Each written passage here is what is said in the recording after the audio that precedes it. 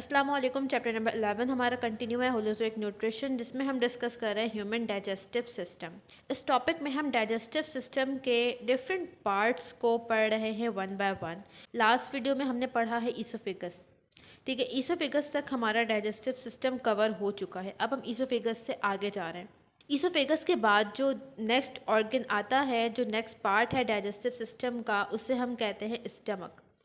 आज की वीडियो में हम स्टमक का स्ट्रक्चर देखेंगे कि स्टमक के पार्ट्स कितने हैं, कितनी स्टमक की लेयर्स हैं और इसमें कौन से सेल्स मौजूद हैं। तमाम बातें इसके स्ट्रक्चर पर होंगी। तो अगर हम डाइजेस्टिव सिस्टम को रिकॉल करें, जो कुछ हमने पहले पढ़ा है, इंजेशन का प्रोसेस होता है फर्स्ट स्टेप ऑफ होलोज़ोइक न्यूट्रिशन। ठीक है, फर्स्ट स्टेप क्या है? इंजेशन। इंजेशन होती है थ्रू माउथ। माउथ के थ्रू फूड ओरल कैविटी में एंटर होता है। ओरल कैविटी के बाद फूड जाता है इन फेरिंग्स। फेरिंग्स के बाद फूड जाता है इन ईसोफेगस, और ईसोफेगस के बाद फूड कहाँ पर आ जाता है? स्टमक। स्टमक तक जो फूड आ रहा है वो पार्शली डाइजेस्टेड है। ओरल कैविटी में मैकेनिकल और केमिकल डाइजेशन हो चुकी है, कंप्लीट डाइजेशन नहीं हुई है, क्योंकि ओरल कैविटी में जो फूड है वो कुछ टाइम के लिए रहता है। ठीक है, कम टाइम के लिए रहता है, तो वहाँ पे इतना टाइम नहीं होता कि कंप्लीट डाइजेशन हो सके। इसके अलावा सलाइवा में सिर्फ अमाइलेज एंजाइम मौजूद था, जो कि कार्बोहाइड्रेट को डाइजेस्ट करता है। इसके अलावा प्रोटीन और लिपिड्स भी तो होते हैं हमारे फूड में, उनकी डाइजेशन नहीं होती। तो स्टमक में जो फूड आ रहा है वो पार्शली डाइजेस्टेड फूड है। अब स्टमक पे अगर हम बात करें, स्टमक है क्या? जे शेप मस्कुलर ऑर्गन है। इसका शेप देखें तो ये जे शेप का होता है, और मस्कुलर ऑर्गन है, मसल्स का बना हुआ है। कौन से मसल्स होंगे? हमारे पूरे डाइजेस्टिव सिस्टम में कौन से मसल्स हैं? मसल्स की 3 टाइप होती है, स्केलेटल, स्मूथ मसल और कार्डियक मसल। तो हमारे पूरे डाइजेस्टिव सिस्टम में कौन से मसल्स हैं? Smooth muscles. ठीक है, ये स्मूथ मसल्स हमारे कंट्रोल में नहीं होते, ये इनवॉलेंट्री मसल्स हैं। तो हमारे गट में जो भी कॉन्ट्रैक्शन और रिलैक्सेशन है वो हमारे अंडर कंट्रोल नहीं है, वो ऑटोनॉमिक नर्वस सिस्टम हमारा कंट्रोल करता है। जे shape muscular organ lies in abdominal cavity. ठीक है, हमने पढ़ा कि अगर हम एक डायग्राम बनाएं रफ, तो ऊपर हमारी होती है चेस्ट कैविटी, इससे नीचे होती है एब्डोमिनल कैविटी। ठीक है, चेस्ट और एब्डोमेन को सेपरेट कौन करता है? A sheet of muscle. Muscle की एक थिन शीट होती है जिसे हम कहते हैं डायफ्राम। तो ऊपर चेस्ट कैविटी है, चेस्ट कैविटी के नीचे क्या है? डायफ्राम की लेयर है, उसके बाद से एब्डोमिनल कैविटी शुरू हो जाती है। तो स्टमक कहाँ पर लाई करता है? स्टमक लाई करता है इन abdominal cavity against diaphragm, diaphragm के नीचे एब्डोमिनल कैविटी में ऑन लेफ्ट साइड। ठीक है, लेफ्ट साइड पे हमारा क्या होता है? स्टमक होता है। अब स्टमक कनेक्ट किससे है? अगर हम एंटीरियरली बात करें, एंटीरियरली मतलब ऊपर के साइड से। ठीक है, एंटीरियरली स्टमक के क्या होगा? ईसोफेगस होगा। अभी हमने बात की कि ईसोफेगस आगे जाके स्टमक से कनेक्ट हो जाता है। तो स्टमक ये क्या है? ये स्टमक है। स्टमक से अगर हम ऊपर देखें कि एंटीरियरली स्टमक किससे कनेक्टेड है, तो किससे कनेक्टेड है? ये कनेक्टेड है ईसोफेगस से। ठीक है, ईसोफेगस से एंटीरियरली कनेक्टेड है। जबकि पोस्टीरियरली अगर हम बात करें लोअर एंड पे, तो लोअर एंड पे स्टमक किससे कनेक्टेड है? स्टमक कनेक्टेड है स्मॉल इंटेस्टाइन। ठीक है, यहाँ से स्टमक स्टार्ट हो रहा है, यहाँ पे स्टमक ख़त्म हो रहा है, इसके बाद क्या है? स्मॉल इंटेस्टाइन शुरू हो जाता है। तो एंटीरियरली स्टमक कनेक्टेड है ईसोफेगस से, जबकि पोस्टीरियरली लोअर एंड पे किससे कनेक्टेड है? स्मॉल इंटेस्टाइन से। स्मॉल इंटेस्टाइन को जब हम पढ़ेंगे वहाँ पर हम देखेंगे कि स्मॉल इंटेस्टाइन के भी डिफरेंट पार्ट्स होते हैं, उनके अलग नाम होते हैं। तो वो पार्ट स्मॉल इंटेस्टाइन का जिससे स्टमक कनेक्टेड है उससे हम कहते हैं ड्यूडेनम। ठीक है, तो स्टमक एंटीरियरली ईसोफेगस से कनेक्टेड है, पोस्टीरियरली किससे कनेक्टेड है? ड्यूडेनम से कनेक्टेड, जो कि स्मॉल इंटेस्टाइन का एक पार्ट है। आगे आ जाओ, रिसीव बोलस फ्रॉम ईसोफेगस। जो फूड ओरल कैविटी से पार्शली डाइजेस्टेड फॉर्म में ईसोफेगस में आया था उसे हमने कहा था बोलस।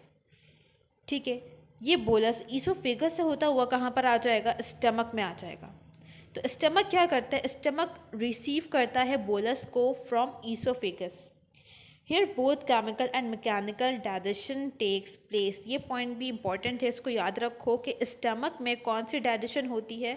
स्टमक में बोथ केमिकल और मैकेनिकल डाइजेशन होती है, मतलब यहाँ पर कुछ एंजाइम्स होंगे जिनकी हेल्प से केमिकल डाइजेशन होगी। और यहाँ पर हमने पढ़ा स्टमक की वॉल्स किससे बनी हुई है, मस्कुलर ऑर्गन है, मसल्स की बनी हुई है। तो मसल्स कॉन्ट्रैक्ट और रिलैक्स होता है, तो जब मसल कॉन्ट्रैक्ट और रिलैक्स होगा स्टमक का तो उसकी वजह से प्रेशर जनरेट होगा, प्रेशर क्रिएट होगा और क्या होगी, इसकी मदद से मैकेनिकल डाइजेशन भी होगी। तो स्टमक में मैकेनिकल और केमिकल डाइजेशन दोनों होती है।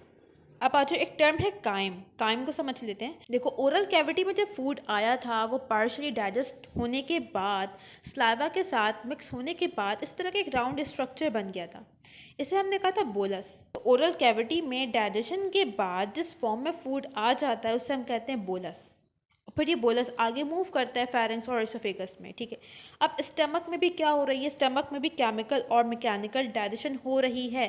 तो स्टमक में जब फूड केमिकली और मैकेनिकली डाइजेस्ट हो जाएगा उसके बाद जो फॉर्म होगी फूड की उसे हम कहेंगे काइम, ठीक है। काइम क्या है, स्टमक में जब केमिकल और मैकेनिकल डाइजेशन हो जाए उसके बाद जो फॉर्म होती है फूड की, जिस फॉर्म में फूड होता है उसे हम कहते हैं काइम। और ये किस तरह का होता है, ये होता है पेस्ट लाइक। अब फूड किस फॉर्म में आ गया, ये आ गया पेस्ट लाइक, पेस्ट की तरह बन चुका है क्योंकि अब डाइजेशन हो चुकी है, ठीक है। और ये जो काइम है इसका पीएच एसिडिक होता है, ये एसिडिक पेस्ट लाइक सब्सटेंस है, ठीक है। एसिडिक क्यों है, क्योंकि हमें पता है कि स्टमक में क्या रिलीज होता है, अभी हम आगे पढ़ेंगे भी, हाइड्रोक्लोरिक एसिड HCl। तो जब फूड के साथ HCl मिक्स हो जाएगा तो उसका पीएच क्या हो जाएगा, एसिडिक पीएच हो जाएगा। तो इसी वजह से जो काइम है ये पेस्ट लाइक बन जाता है और इसका पीएच क्या हो जाता है, HCl से मिक्स हो चुका है क्योंकि अब ये तब इसका पीएच क्या हो जाएगा, एसिडिक हो जाएगा। नाउ नेक्स्ट हम बात करने जा रहे हैं about parts of stomach. Stomach को हम ग्रॉसली कितने पार्ट्स में डिवाइड कर सकते हैं, स्टमक को हम डिवाइड करते हैं 4 पार्ट्स में। अभी हम नाम लिख रहे हैं पहले। फर्स्ट पार्ट है कार्डिया, सेकंड पार्ट है फंडस, थर्ड पार्ट है कॉर्पस या इसे हम बॉडी कहते हैं, बॉडी ऑफ स्टमक, और फोर्थ और लास्ट पार्ट है पाइलोरस। वन बाय वन हम देख रहे हैं। नंबर 1 है कार्डिया। स्टमक का वो पार्ट जो इसोफेगस से कनेक्टेड है इसे हम कहते हैं कार्डिया। जैसे कि यहाँ पे इसोफेगस है, ये जो स्मॉल पार्ट है ये क्या कहलाएगा, ये है कार्डिया।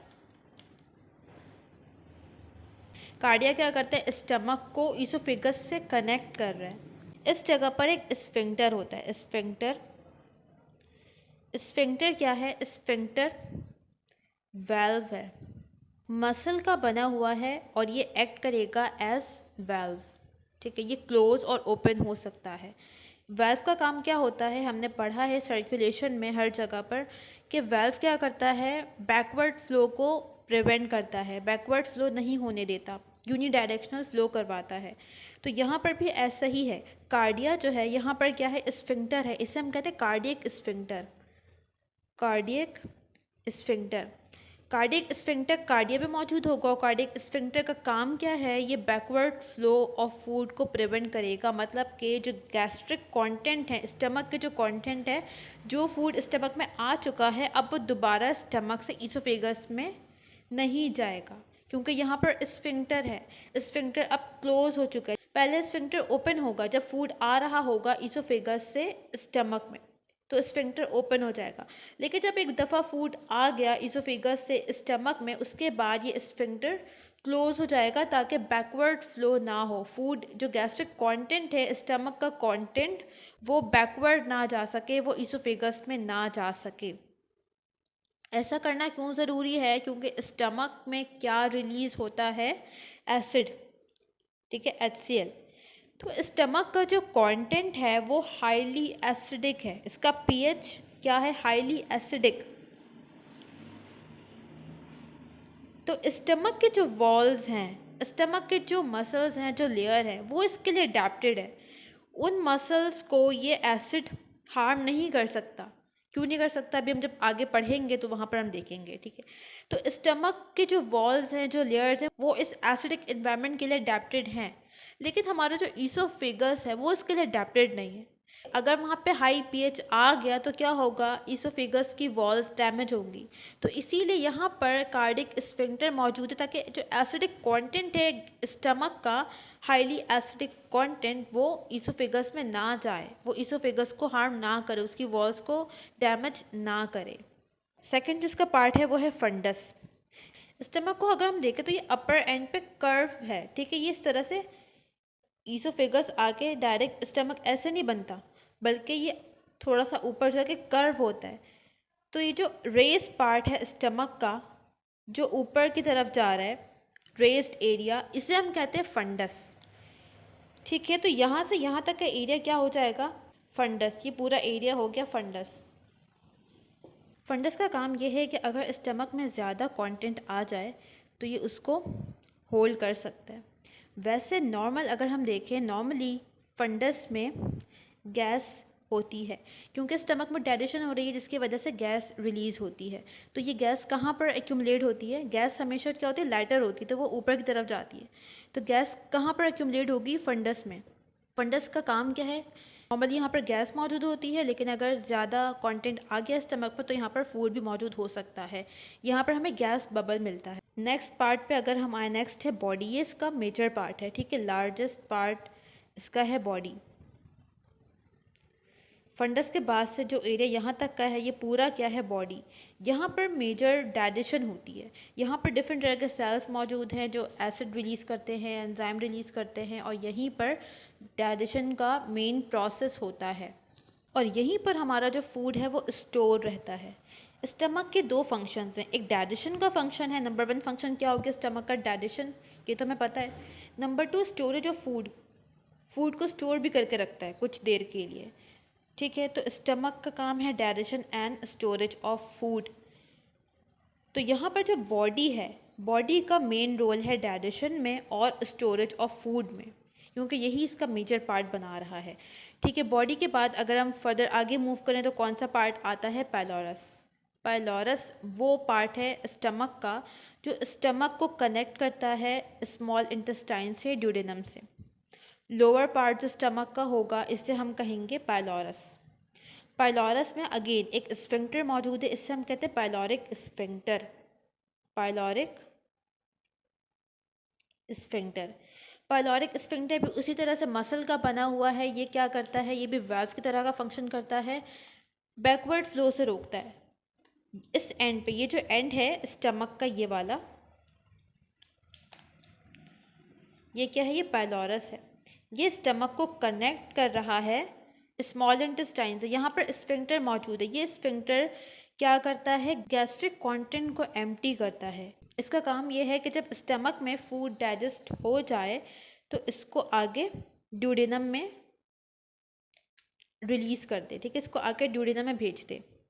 जब फूड स्टमक से इंटेस्टाइन में जाएगा उस वक्त पाइलोरिक स्फिंक्टर ओपन होगा, उसके बाद ये क्लोज हो जाएगा, ताकि जो फूड एक बार ड्यूडेनम में आ चुका है वह दोबारा से स्टमक में ना जाए, ठीक है। तो स्फिंक्टर का यही काम होता है कि वो बैकवर्ड फ्लो को रोकता है। यहाँ पे हमारा पार्ट्स ऑफ स्टमक कंप्लीट हो गया।